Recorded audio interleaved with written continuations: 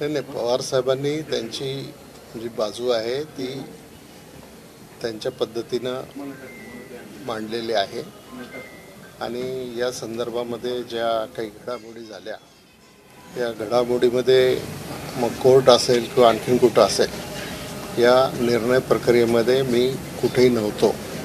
त्याच्यामुळं मी फार अधिकारवाणीनं त्याच्यावर कॉमेंट करू शकणार नाही. मात्र राष्ट्रवादी कुणाची मग, शरद पवारांची की अजित पवारांची? शरद पवार असं म्हणतात की जनतेच्या मनाचा निकाल ते आता एकतर इलेक्शन कमिशन किंवा न्यायालय या दोघांपैकी जे कॉम्पिटंट आहेत ते ठरवतील. मात्र याच्या आधी तुम्ही शरद पवार साहेबांसोबत काम केलेलं आहे. याआधी सर्व जाहीर सभांमधून तुम्ही असं बोलायचं की ही राष्ट्रवादी शरद पवारांची आहे, कारण भाजपच्या विरोधामध्ये आपण सगळे लढतो आहोत. मात्र त्यानंतर आज 2-3 महिन्यांमध्ये नेमकं असं काय घडलं की थेट आता केंद्रीय निवडणूक आयोगाला ठरवावं लागते की राष्ट्रवादी नेमकी कोणाची? नाही, आता कसं आहे की हा विषय आता सबज्युडिस आहे, त्याच्यामुळं त्याच्यावर जास्त कॉमेंट करणं हे काय बरोबर होणार नाही.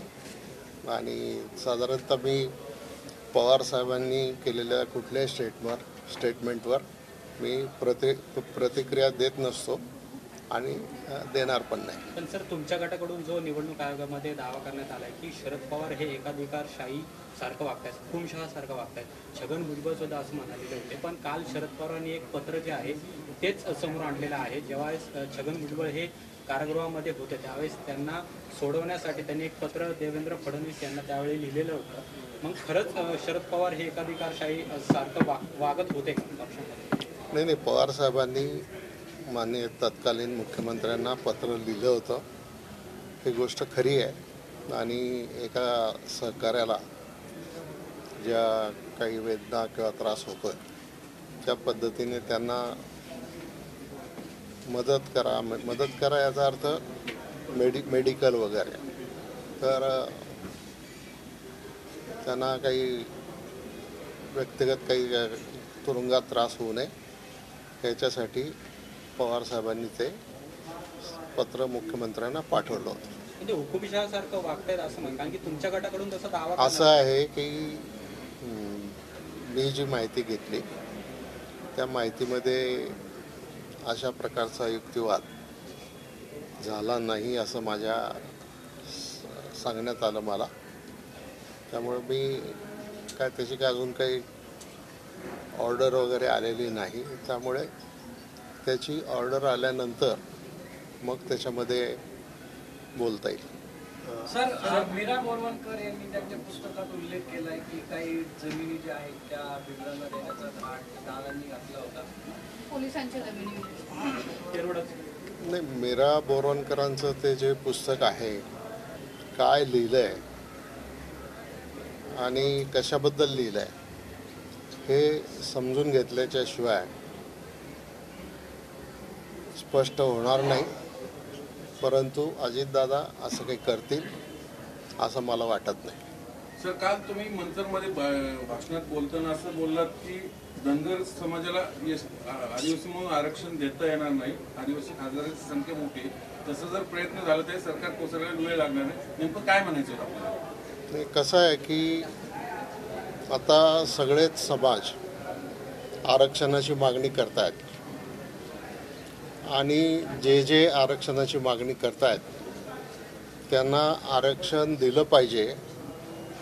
परंतु ज्यांना आता घटनेनं आरक्षण दिलेलं आहे किंवा आधी आरक्षण दिलेलं आहे त्यांच्या कुठल्याही आरक्षणाला धक्का न लावता, समजा आता घटनेच्या शेड्यूलमध्ये शेड्यूल कास्ट आणि शेड्यूल ट्राईब या 2 समाजाला आरक्षण दिलेलं आहे. त्यामुळं आता धनगर समाजाची मागणी आहे, त्या मागणीला माझा कुठल्या प्रकारे विरोध नाही. परंतु त्यांना वेगळं आरक्षण त्या ठिकाणी काढून दिलं पाहिजे. आज मराठा समाजसुद्धा आम्हाला कुणबीसाठी आरक्षण द्या, कुणबी म्हणून आम्हाला त्या ठिकाणी आरक्षण द्या असं म्हणतोय. तर कालच्याच सभेमध्ये नाही, तुम्ही आत्तापर्यंत यापूर्वीसुद्धा खूप वेळा ही भूमिका आम्ही मांडलेली आहे की ज्या त्या समाजाचं आरक्षण कायम ठेवून ज्यांची ज्यांची मागणी आहे त्यांना आरक्षण द्या. परंतु काल एका वृत्तवाहिनीने याच्या संदर्भामध्ये वळसे पाटलांनी थेट केंद्र सरकारला इशारा दिलेला आहे वगैरे असं सांगितलं. तर तशी काही वस्तुस्थिती नाही. आणि आम्ही गेले अनेक वर्ष काम करत असताना SC आणि STचं आरक्षण जे आहे त्या आरक्षणाच्या संदर्भात काही कोणी धक्का लावू नका. आणि ही वस्तुस्थिती आहे की शेड्यूलमध्ये असल्यामुळं त्याच्यामध्ये काही करायचं ठरलं तर मग वेगळे बदल करावे लागतील. पण त्याच्या संदर्भात माझी मागणी हीच आहे की आदिवासींच्या आरक्षणाला धक्का लागता कामा नये आणि धनगर समाजाला सुद्धा आरक्षण मिळालं पाहिजे. परंतु ते वेगळ्या कोट्यातून त्यांना दिलं पाहिजे, अशा प्रकारची माझी भूमिका आहे. सर काल सुप्रियाताईंनी पुण्यात एका कार्यक्रमात असं म्हणलंय, आतापर्यंत मी फक्त खडकवासला माझ्या मतदारसंघात लक्ष घालत होते, परंतु इथून पुढे मला आता पुण्यात देखील लक्ष घालावे लागणार आहे, कारण इथले सगळे कारभारी बदललेले आहेत आणि म्हणजे वाटत नव्हतं अशी वेळ येईल आणि आता पुण्यात मला लक्ष पूर्णपणे घालावे लागणार आणि इथून पुढे मी लक्ष घालणार. काय वाटतं म्हणजे वेगळं नाही?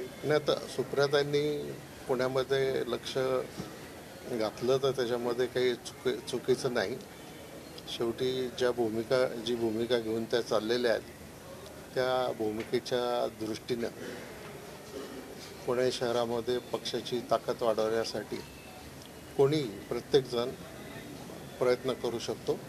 त्या पद्धतीने त्यांनाही असा काही प्रतिबंध यापूर्वी नव्हता आणि आत्ता त्यांनी केलं तर त्याचं स्वागतच आहे.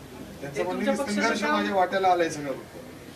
संघर्ष अनेक लोकांच्या वाट्याला येतो आणि संघर्षातून कधी ना कधी जावंच लागतं. सर, ललित पाटील प्रकरणात अजून 2 आठवडे झाले ललित पाटील सापडलेला नाही. साहेब, खरं तर तुम्ही स्वतः गृहमंत्री राहिलेले आहेत, राज्याची सगळी पोलीस तुमच्या अंडर होती. त्या आता जर आपण पुणे पोलिसांची बघितलं तर अशी परिस्थिती आहे की त्यांना आरोपी जो पळून गेला त्यांच्याकडून तो त्यांना सापडत नाही. ड्रग्सचं रॅकेट सातत्याने पुण्यामध्ये समोर येतात. ड्रग्स जर आपण गेल्या 8 महिन्यात बघितले तर जवळपास 14 कोटीचे ड्रग्स पुण्यामध्ये सापडलेले आहेत.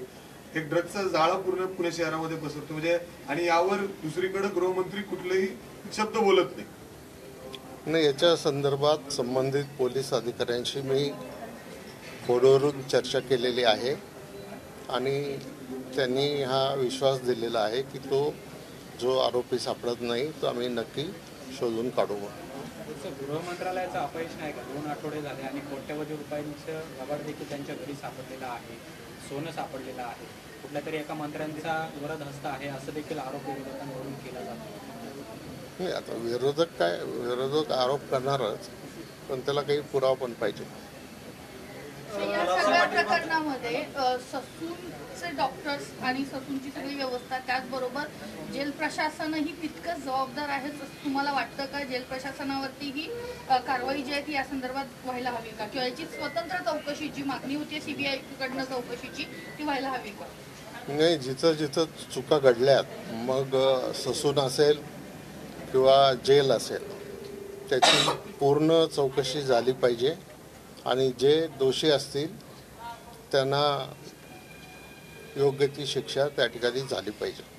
साहेब, गुलाबराव पाटलांनी खंत व्यक्त केली की ते सिनियर असून त्यांना मंत्रिपद खालच्या दर्जात दिलं जातं आणि महाजन आहेत त्यांच्या तिथं त्यांना सिनियर चांगली मंत्रिपदं मिळतात, यावरून त्यांनी खंत व्यक्त केली. असं होतं का? तो आता त्यांचा पक्षाचा अंतर्गत प्रश्न आहे, तो त्यांनी पक्षामध्ये सोडवला पाहिजे. सर, मनोज जरांगे यांच्या मागण्यांचा विचार सरकार कसं करणार आहे? जर मराठ्यांच्या मागण्या पूर्ण केल्या तर OBC दुखावले जाणार आहे, तर यातून तोडगा कसा काढणार? नाही, त्याच्यासाठी राज्य शासनाने कमिटी नेमलेली आहे. ती कमिटी या सगळ्या गोष्टींचा अभ्यास करते आहे. कमिटीचा रिपोर्ट ज्या वेळेला तयार होईल आणि तो रिपोर्ट शासनाच्या मध्ये समोर येईल किंवा कॅबिनेटच्या समोर येईल, त्यावेळेला त्याच्यामध्ये निर्णय करता येईल. परंतु मराठा समाजाचं आरक्षण ही सुद्धा खूप दिवसाची मागणी आहे आणि त्यांनाही ते आरक्षण दिलं पाहिजे. तुमच्याच गटातले आमदार अमोल मिटकरी असं म्हणतात की मीरा बोरवणकर यांचा बोलवता धनी हा शरद पवार यांच्या गटातला आहे, त्यांनी योग्य तो याबाबत लवकरात लवकर खुलासा करावा, अन्यथा त्यांना कायदेशीर कारवाईला समोर जावं लागेल. मी काही हे मिटकरींचं स्टेटमेंट ऐकलेलं नाही आणि बोलवता धनी वगैरे हे सगळं चर्चेसाठी ठीक आहे, पण त्याचे काहीतरी पुरावे असले पाहिजे. ठीक है सर. हिंदी में मीरा बोरवणकर ने जो अपने बुक में दावा किया अजित पवार ने ऑप्शन किया है लैंड, इस तरह की उन्होंने रिपोर्ट्स भी कई जगह छपी है, क्या कहेंगे, इसके क्या क्लैरिफिकेशन दादा का क्या क्लैरिफिकेशन है, क्या कहेंगे? मुझे मैंने दादा से अभी तक बात तो नहीं की, लेकिन उन्होंने अपनी जो इसके बारे में जो भूमिका है वो स्पष्ट कर दी है और ऐसा कोई बात नहीं हो गई, ऐसा उन्होंने कैटेगरिकल कहा है. तो अभी उनसे बात करने के बाद इसके बारे में ज़्यादा डिटेल हमें मिलेंगे, तब आपको भी बताएंगे. शंभूराज देसाईंनी एक गौप्यस्फोट केला की काही शिंदे गटाचे राष्ट्रवादीचे शरद पवार गटांचे काही आमदार शिंदे गटात आणण्याचा प्रयत्न सगळा सुरू आहे, त्यांची काही शिंदे गटात देतील असं काही चित्र आहे का? मला काय वाटतं. आणि ठाकरे गटातली काही जण म्हणजे निरोप त्यांना त्या विमानात गेले की ठाकरे गटात परत अनेक आमदार जाण्याची शक्यता आहे. चुकलंय, आम्हाला परत घ्या असं काय म्हणतात, असं या तिन्ही पक्षांमध्ये जे सरकार स्थापन केलंय त्यातील सगळेच आमदार कुठेतरी नाराज आहेत, त्यांच्या मूळ पक्षाची म्हणजे उद्धव ठाकरेंच्या संपर्कात आहेत, काही शरद पवारांच्या संपर्कात आहे, काल सुप्रिया सुळे देखील म्हणल्या की काही आमच्या संपर्कात सुद्धा आहे. हे सरकार अलबेल म्हणजे काय सुरू आहे सरकारमध्ये, आहे स्थिर आहे? तुमच्या संपर्कात कोण आहे? तुमच्या संपर्कात कुठल्या गटात? तुम्ही कोणाच्या संपर्कात? सरकार आपल्या पद्धतीने आपलं काम करत आहे. पडद्याच्या पाठीमागं काय होतंय ते त्या पक्षाच्या नेत्यांनाच माहिती आहे, त्याच्या बाबतीत फारशी माहिती माझ्याकडे नाही. पण तुमच्या संपर्कात कोण आहे? तुम्ही कोणाच्या संपर्कात? मी सगळ्यांच्याच संपर्कात आहे. शरद समृद्धी महामार्गावर जो अपघात झाला त्याला आरटीओ जबाबदार आहे असं व्हिडिओ समोर आलाय, तिथं वारंवार अपघात होत आहेत. त्याची चौकशी केली. कालच ज्या वेळेला हा अपघात झाला तर मला असं वाटलं की हा अपघात बुलढाणा जिल्ह्यामध्ये झाला, म्हणून मी सगळी माहिती तिथले बुलढाण्याचे कलेक्टर आणि CEO वगैरे त्या अधिकाऱ्यांच्याकडून घेतली, पोलिसांच्याकडून घेतली. परंतु नंतर असं लक्षात आलं की हा जो अपघात आहे हा अपघात औरंगाबाद जिल्ह्यामध्ये जालन्याच्या जवळपास हा अपघात त्या ठिकाणी झालेला आहे. आता ती गाडी RTOने थांबवली होती की नव्हती थांबवली असेल तर ती चूक आहे, आणि नसेल थांबवली तर मग त्याच्या बाबतीमध्ये गृहमंत्र्यांना काही भूमिका घ्यावी लागेल.